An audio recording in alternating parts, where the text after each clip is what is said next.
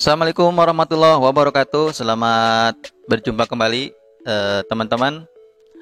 Nah, kali ini alhamdulillah channel Sail TV kedatangan tamu, dan mudah-mudahan tamu ini bisa menginspirasi kita semua karena masih ada hubungan dengan channel kita. Yaitu kita kali ini akan mencoba menggali ilmu dari beliau, yaitu yang ada hubungannya dengan masalah investasi.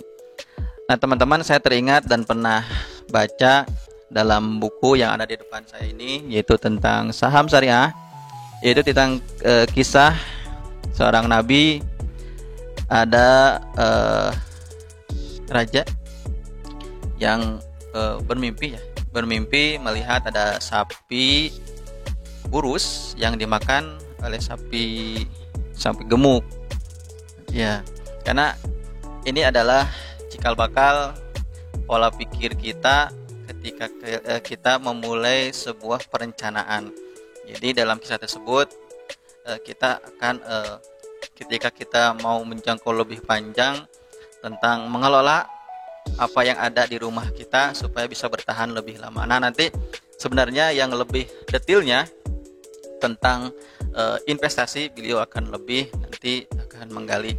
Nah, kita tanya ataupun perkenalan dulu dari beliau sebagai penulis buku tentang saham syariah. Dan kebetulan teman-teman yang berasal dari Cianjur, kita berbangga kita punya seorang penulis yang sangat berbakat, dan ini buku ini menjadi bestseller di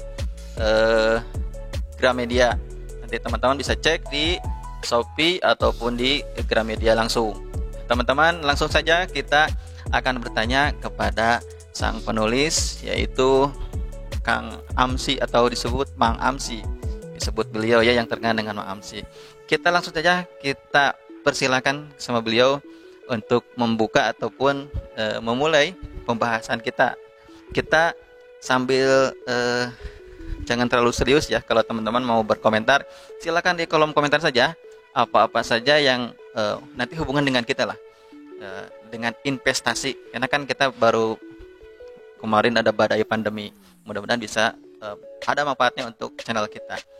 Nah, kita langsung aja ke Mang Amsi, dipersilakan. Oke, terima kasih Sail TV sudah memberikan kesempatan untuk saling berbagi pengamalan dan juga berbagi pengalaman ya. Jadi teman-teman semuanya, di sesi kali ini kita akan bercerita tentang bagaimana harus menyiapkan masa depan dari mulai hari ini gitu ya. Jadi perkenalan singkat tadi sudah oleh Mang Yezam bahwa kebetulan saya menulis buku yang di depan ini namanya Saham Syariah Kelas Pemula. Saya sering singkat menjadi Sari Kelapa. Singkatan Sari Kelapa menjadi Saham Syariah Kelas Pemula. Nah, alhamdulillah sudah beredar di Gramedia seluruh Indonesia. Jadi kalau teman-teman nanti berminat untuk memiliki buku ini, silakan hubungi langsung Gramedia terdekat atau gramedia.com, karena kalau tidak salah masih ada diskon sih 25% di awal Agustus ini, Mang. Nah, jadi intinya sih tadi yang dibahas oleh Mang tadi, bahwa investasi itu sangat wajib, sangat penting. Kenapa? Karena benar tadi ada dulu inspirasinya adalah dari kisah takwil raja di zaman Nabi Yusuf ya. Jadi zaman Nabi Yusuf ini raja Mesir itu bermimpi ada 7 sapi gemuk dimakan 7 sapi kurus, dan juga ada 7 tangkai hijau dan 7 tangkai kering. Nah, tidak ada ahli mimpi yang waktu itu yang bisa menakwilkan maksud dari mimpi raja tersebut. Nah, sampai akhirnya ada satu orang pelayan yang dulu adalah teman sekamar atau teman satu penjara dengan Nabi Yusuf. Kalau di surah Yusufnya ada wadakhala ma'ahus sijna fatayan gitu kan. Dan masuklah 2 orang pemuda bersama Yusuf itu ke dalam penjara. Jadi ini yang salah satu temannya, namanya kalau di tradisi kitab lain namanya Nabo katanya. Nah, Nabo ini akhirnya ingat, oh saya punya teman nih dulu yang ahli takwil mimpi, namanya Yusuf gitu. Akhirnya Yusuf dikeluarkan dari penjara, kemudian diminta takwilnya. Nah, akhirnya Nabi udah jadi nabi di penjara itu kan, karena pilihannya beliau menjadi ingin di penjara ya, sudah dewasa lah gitu. Nah, ketika itu raja juga kelimpungan karena tidak ada yang bisa menakwilkan. Akhirnya Yusuf dipanggil kemudian diminta, di mana sih takwilnya? Akhirnya Nabi Yusuf menakwilkan bahwa qala tazrauna sab'a sinina da'aba. Jadi kalian harus menanam selama 7 musim gitu ya, 7 tahun itu bertahap ya, kemudian juga hasilnya jangan dimakan semuanya. Di Mesir. Di Mesir. Jadi waktu itu kan Mesir terkenal dengan kesuburannya, tapi di mimpi tersebut raja itu khawatir gitu. Kenapa sampai terjadi seperti itu? Ternyata ada 7 musim kemarau, 7 musim panen yang sangat yang sangat besar gitu. Panennya besar melimpah, akan disusul dengan 7 masa paceklik yang sangat mencekik gitu. Nah, kemarau. Jadi yang asalnya musim penghujan disusul dengan musim kemarau. Nah, supaya mereka tidak kekurangan pangan, maka ketika masa panen ini harus menyimpan sebagian hasilnya sebagai persiapkan 7 tahun setelahnya itu. Makanya solusinya waktu itu teman-teman, jadi Nabi Yusuf mengusulkan kepada raja harus membuat lumbung. Kenapa? Cek Sunda nama leuit tempat menyimpan padi dan minyak lama. Karena naon tadi suatu ketika kita membutuhkan ada di situ. Nah, filosofi lumbung itu sebenarnya yang mendasari hadirnya ilmu investasi. Jadi ilmu investasi itu bukan muncul saat ini saja, Kang Mang. Jadi dari dulu sudah ada. Dengan ta'wil itu sebenarnya Nabi Yusuf ingin mengajarkan kepada kita bahwa kita itu harus mempersiapkan ketika masa gemilang untuk masa malang gitu. Ketika masa laris untuk masa krisis. Nah, sekarang kebetulan kita sedang diuji oleh Allah dengan masa krisis kan. Masa krisis pandemi gitu kan, ekonomi juga tidak terlalu baik gitu ya. Nah, bagaimana caranya misalnya supaya kita lebih nyaman? Nah, tadi harus mempersiapkan dari awal. Begini Mang, karena kan saya juga penggemar Baim Wong gitu ya, sering lihat-lihat dan konten di Baim Wong. Ketika Baim Wong berjalan ke sebuah tempat, ke pelosok, ke gang dan lain-lain, ternyata hampir semua masalahnya adalah masalah ekonomi yang dibangun dari rumah, teman-teman. Jadi walaupun rumahnya gedong, rumahnya itu misalkan tipenya ada 21, ada 36, tapi yang jadi masalah di masa ini sebenarnya adalah masalah ekonomi di rumah. Jadi bagaimana menghasilkan keuangan dari rumah. Jadi walaupun kerja sulit, tapi bagaimana nanti kita akan tanya ke Mang Amsi, bagaimana menghasilkan uang dari rumah gitu. Tips ataupun ya sarannya untuk teman-teman sebagai subscriber ataupun yang ada di channel ini, bagaimana tips yang mudah yang bisa dikerjakan, investasi ataupun cara menghasilkan kira-kira uang dari rumah, kira-kira seperti itu. Bagaimana Mang? Terima kasih Mang. Jadi sebenarnya sih di masa krisis ini ya, mungkin saya harus mulai dulu dari kenapa kita harus pentingnya dana darurat, Mang. Jadi dana darurat itu menurut ahli perencanaan keuangan ya, dana darurat itu adalah kita harus menyiapkan, harus selalu sedia 6 kali gaji bulanan atau 6 kali kebutuhan bulanan. Misalnya kalau kebutuhan bulanan kita 3 juta, berarti harus selalu ada uang sekitar 18 sampai 20 juta yang tidak digunakan apapun. Itu yang pertama. Jadi teman-teman nanti ke depannya kalau sedang masa gemilang, katakanlah tadi masa-masa kita lagi gajian lancar, proyek juga lagi bagus, jangan lupa gitu harus menyisihkan sebagiannya untuk dana darurat yang dihitung minimal 6 kali. Kalau misalnya kita butuhnya sebulan 3 atau 4 juta, berarti minimal harus 18 sampai 24 juta itu harus ada, jangan dipakai gitu. Itu dana darurat.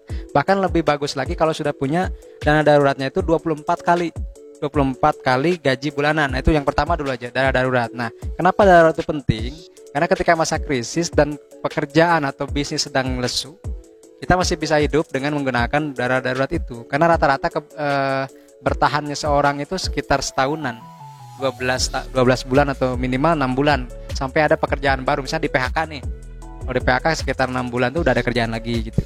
Nah, kalau tadi ditanya misalnya tentang bagaimana cara menghasilkan income dari rumah, sebenarnya sederhana teman-teman. Kalau teman-teman sudah jadi investor atau sudah jadi pedagang di saham misalnya, karena saya basiskan di saham, teman-teman bisa menghasilkan uang dari hasil aktivitas tersebut. Karena kan itu jual beli juga. Kenapa? Karena saham ini setiap harinya uang yang beredar di pasar atau di bursa ya namanya, bursa kalau kita istilahnya di pasar modal itu ada bursa, itu yang beredarnya sekitar 7 sampai 8 triliun. Artinya, jadi kalau misalnya kita bisa ikut di pasar yang triliunan rupiah per hari dan kita punya uang modal katakanlah sekitar ratusan juta, itu lebih mudah mencairkannya, karena istilahnya kita cuma punya uang yang 1/1000-nya dari pasar tersebut. Jadi intinya sih kalau kita ingin mulai, jadi tadi ya, ketika kita masa gemilang, masa gajinya lagi lancar, kita sisihkan sebagian untuk persiapan ketika masa krisis. Nah, teman-teman, itu ada berapa barusan kan tips ataupun yang sebenarnya yang akan ataupun yang teman-teman bisa lakukan di masa-masa seperti ini. Ya kan, yang jadi masalahnya kan sama seperti saya, kadang berpola pikir ketika mendengar saham ataupun investasi kesannya itu terlalu tinggi. Nah, tapi kalaupun dibandingkan teman-teman dengan teman-teman yang sekarang misalkan tidak berinvestasi, malahan tidak menyisihkan ataupun tidak beralih dengan kebiasaan lama kita, tidak berinvestasi, tidak menabung. Sebenarnya saya sendiri kan belum, ataupun teman-teman kebanyakan belum mencoba bagaimana caranya berinvestasi. Jadi masih menduga-duga, oh ini berat, oh ini sulit, sebenarnya seperti itu. Nah, selanjutnya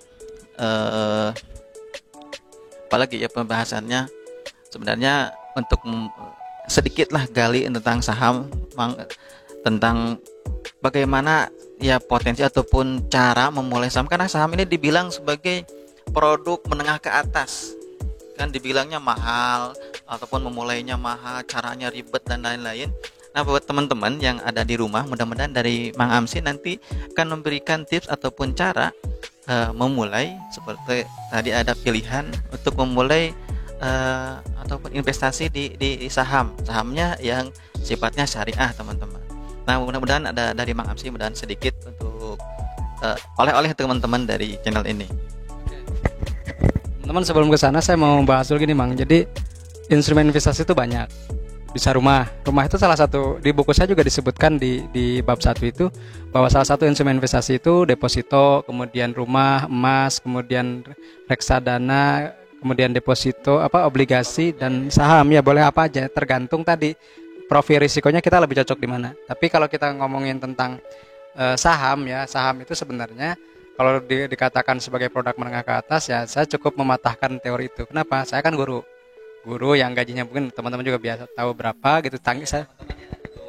Tadi kan sebenarnya belum komplit ya pengenalan dari biografi Mang Amsi. Sebenarnya dia adalah guru di kampung di Cianjur Selatan ya, teman-teman yang dari Cianjur Selatan. Ini beliau sebenarnya adalah seorang guru bahasa Arab, teman-teman. Dan beliau kesehariannya itu adalah mengajar. Namun di balik kesehariannya, beliau ini adalah penulis buku. Beliau diundang kemana-mana, hampir seluruh Indonesia dia udah datangi. Nah, ini menjadi inspirasi bagi kita. Nah, kita lanjut lagi, teman-teman. Ya, jadi kalau saya itu sebenarnya gini, Mang. Jadi ketika ada orang yang bilang, oh saham itu kan elit gitu ya, justru saya membuktikannya. Saya belum punya mobil, itu kan kemana-mana pakai motor gitu ya. Kalaupun misalnya ini juga pakai mobil orang gitu. Jadi saya ingin membuktikan kepada teman-teman bahwa saham ini semua orang bisa gitu. Kalau misalnya saya udah pakai mobil mewah, kemudian nawarin saham, orang justru lebih jauh lagi kan. Nah, tapi saya ingin membuktikan bahwa saham ini bahkan bisa dibeli oleh saya yang kesehariannya hanya seorang guru yang ya orang juga tahu seperti apa ke guru itu seperti apa. Nah, kenapa? Karena kita mulai saham itu bisa lebih murah ketimbang satu mangkok bakso, Mang. Karena satu mangkok bakso. Ya, teman-teman yang suka makan bakso, patut didengarkan sampai habis nih. Betul, kenapa? Kan rata-rata bakso di kita 15 ribuan ya, 15 ribu. Sementara saham ada yang cuma 5 ribu satu lot kan gini. Kalau nanti kita belajar lebih lanjut ya teman-teman. Jadi beli saham itu minimal 100 lembar. Satu lot itu istilahnya lot ya. Satu lot itu 100 lembar. Nah, 100 lembar itu kalau harga sahamnya 50 rupiah, berarti kan 5 ribu kan. Dan banyak saham yang harganya 50 rupiah meskipun mungkin perusahaannya kurang bagus ya. Tapi setidaknya itu membuktikan bahwa mungkin gini, kalau teman-teman mungkin pernah dengar Agung Podomoro misalnya. Sering iklannya ada kan perumahan ya? Ya. Kalau kita bicara tentang perumahan ya, ada Agung Podomoro. Itu harganya 100-an. Jadi satu lotnya cuma 10 ribu, Mang. Atau misalnya Modern Land. Nah, Modern Land itu kalau di Tangerang pasti terkenal tuh. Modern Land harganya cuma gocap 50-an malah 5 ribuan. Jadi kalau saya beli rumah di Agung Podomoro mungkin belum kesampaian, tapi beli sahamnya mah dari sekarang bisa. Saya juga kebetulan punya saham Agung Podomoro di harga 115, 116 misalnya, satu lotnya nggak sampai 12.000, satu mangkok bakso 15.000. Jadi satu lot saham Agung Podomoro jauh lebih murah ketimbang satu mangkok bakso, teman-teman. Teman-teman, ternyata sederhana ya untuk memulai ataupun kita untuk ya maksudnya apa ya, merubah persepsi lah tentang saham tersebut. Saya sendiri sering bertanya sama beliau dan sering menggali-gali tentang saham. Ternyata masalahnya kadang karena kemauan kita yang belum mau melangkah sebenarnya.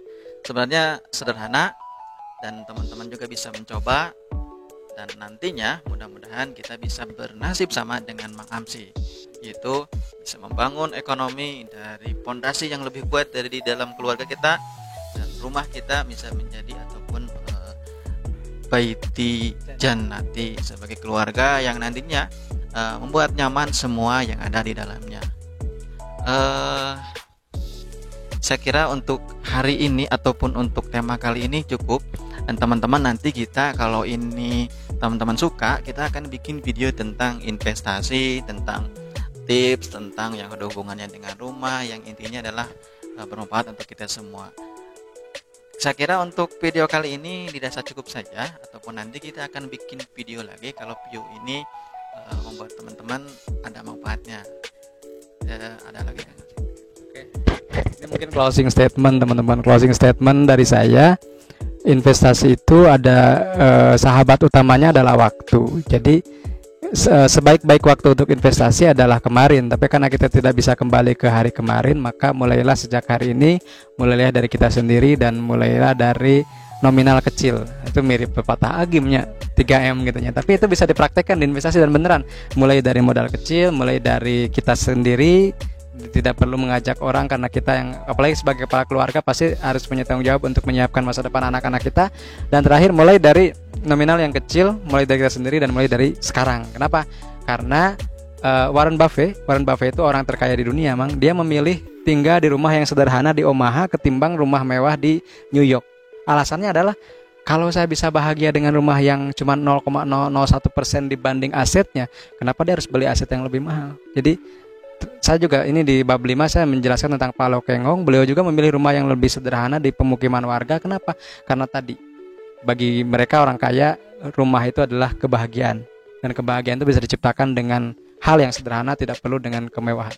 Itu saja mungkin dari saya, Mang. Dari awal sampai akhir saya ucapkan untuk Mang Amsi yang sudah mau bersedia mampir di channel kami, dan beliau juga punya channel ya, namanya Mang Amsi. Cek saja ya di channelnya, itu Mang Amsi. Dan teman-teman yang mau secara lebih mendalam, komplit, ada di buku ini, teman-teman. Jadi teman-teman bisa cek di Tokopedia, di Shopee, di Gramedia ada. Ya, teman-teman, ini sudah ada ya beredar, dan ini ilmunya sangat bermanfaat untuk kita yang sekarang sedang mengalami seperti ini. Dicukupkan segitu dan mudah-mudahan ada manfaatnya. Ya, terima kasih. Terima kasih. Assalamualaikum warahmatullahi wabarakatuh.